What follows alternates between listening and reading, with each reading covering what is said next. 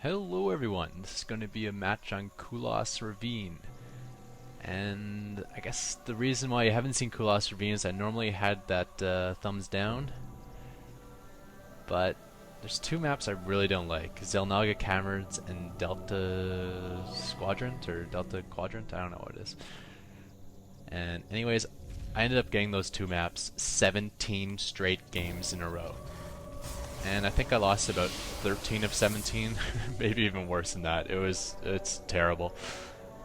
Given that wasn't just because of the map, but still, I hate those maps. So I decided to thumbs down Zelnaga Caverns, I believe, and give Kulas Ravine an attempt. So we'll take a quick look at the base here. First of all, really easy to choke off choke points here. You can actually do it just two buildings, an engineering bay and a supply depot.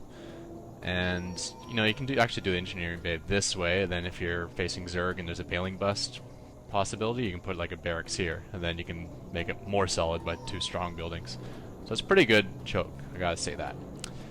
The downside is the natural expansion is a pile of garbage. You got one big entrance over here, you got another big entrance over here, you got like Shroud where they could put a pylon to warp gate rush you. There's even you can even break through the back here and there's another entrance that way, or you can break halfway through the back and abuse the high ground. It's just, I hate this space. So what you can do actually is, instead of doing a planetary fortress rush, you can just do a regular command center, put 5 SCVs in it and floor it up to the high ground here. And then you got the protection of destructible rocks, which is pretty good. I actually went for another option. I decided, you know what, just skip this natural, I'm going to go straight to the high yield. So I'm going to do a planetary fortress at my high yield. So the build's order is going to be exactly the same, except, yeah, I'm going straight to the high yield base. A few plus sides to this: it's kind of out of the way, so maybe it won't get spotted. Obviously you're getting high yield minerals, which give you like an extra 50% intake. Fully saturated, probably more like an extra 30%, just because there's less patches.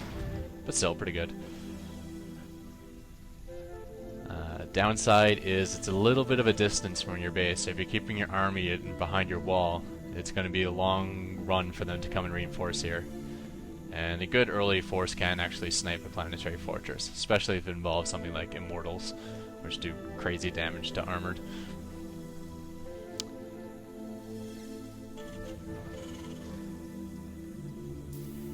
Alright, so just getting my 3 barracks down, usual stuff for me. He hasn't scouted much on my base, he only knows where I am. And I don't think I've scouted him at all yet. Nope, still haven't found him yet.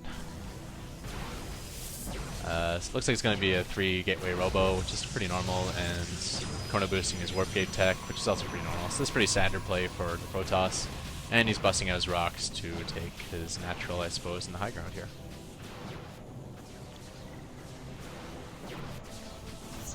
So my scout is going to make it in. Let's see what he spots. 3 gateways, robo. Okay, so I got a good idea what he has. 3 gateway robo. That's all I need to know. And that's the build I'm most comfortable with. I mean, even though I think it's the best Protoss build, it's not the best versus my strategy. More of those like newbie all-in 5 gate rushes are better against me, because they actually take me down a lot. Which kind of makes me sad, because then I'm losing to Protoss players I could probably beat straight up because they're not that good.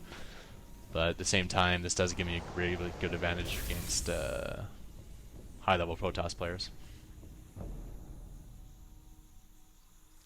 And it's not that I lose every time to like a 5 gateway rush, it's just I have to not make many mistakes. Or any mistakes, depending on how small the map is.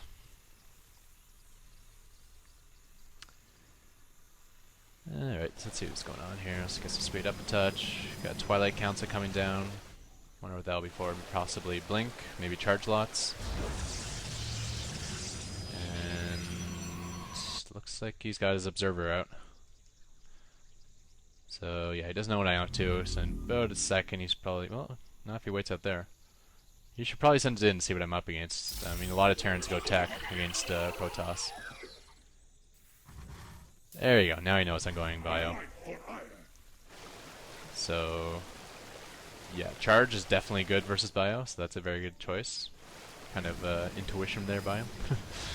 Not sure if charge lots are good versus mech or not. It's kind of the opposite of Starcraft 1, where Zealots used to be the counter to tanks, and now it's the other way around, where tanks actually beat up Zealots really badly, and it's the Stalkers that kind of have to do the damage versus tanks. Or robo units, obviously.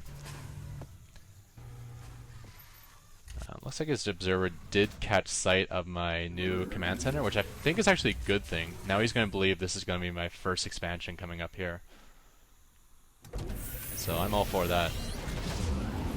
I did load up my 5 SCVs.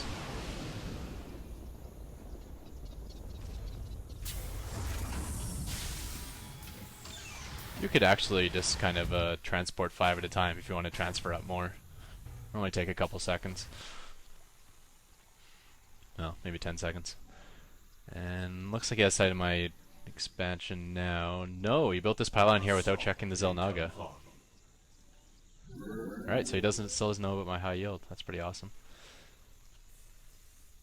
I got a few more gateways down, or barracks down the normal because of the higher mineral intake. I'm not really used to this. It's a little bit different of a feel, but just keep an eye on your resources and make sure you get the appropriate ones. And then Ghost Academy with the Mobius reactor upgrade is definitely key for me. And then I'll start pumping ghosts afterwards. Decided to blow up my rocks, may as well use these guys for something. One thing you should do though when you have a force this size, like at this point I can battle them out in the open. I don't need this wall. So I should actually move my force out to here, or possibly all the way out to maybe here with a guy looking on the Zelnaga. This way I can come over to defend this base quickly if needed. Like now. Just coming in with a decent sized force. I do get on the repair, but when I was clicking around, when I tried to pull my army up this way, I actually misclicked and pulled all my SCVs away, which isn't good. So yeah, I'm not going to be able to save this. Otherwise, I might have been able to do it. Reinforcements have arrived, so may as well attack. Yeah, so he was countering with Templar, and I don't have Ghost in the field yet, so I gotta be pretty quick on my storm dodging. Which I think I did a pretty good job on.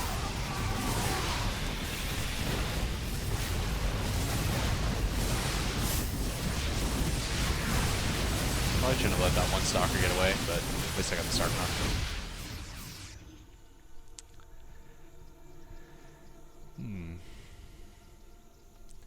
So, yeah, my economy was still in pretty decent shape, though. I do have a new base up, so I don't mind that battle. I did knock his army count way down. I mean, it's 98 over 55 right now, so I'm pretty happy with that. And, yeah, I guess it'll take me a while to get back into it. But I think economy-wise, I'm still ahead, just because of how much I'd mined previous to his attack. And any moment now, I'll have 3 saturated expansions, where he only has 2. Still sending my factory out on this like stupid patrol.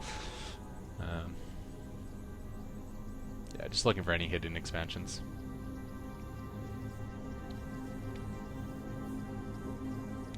I'm not a big fan of using my factory almost ever, except for in TVTs, so I just use it to scout. But if he is cross map and I do happen to pop into like something here, I can just drop it down and pump out a few Hellions and then use that to harass his bases with.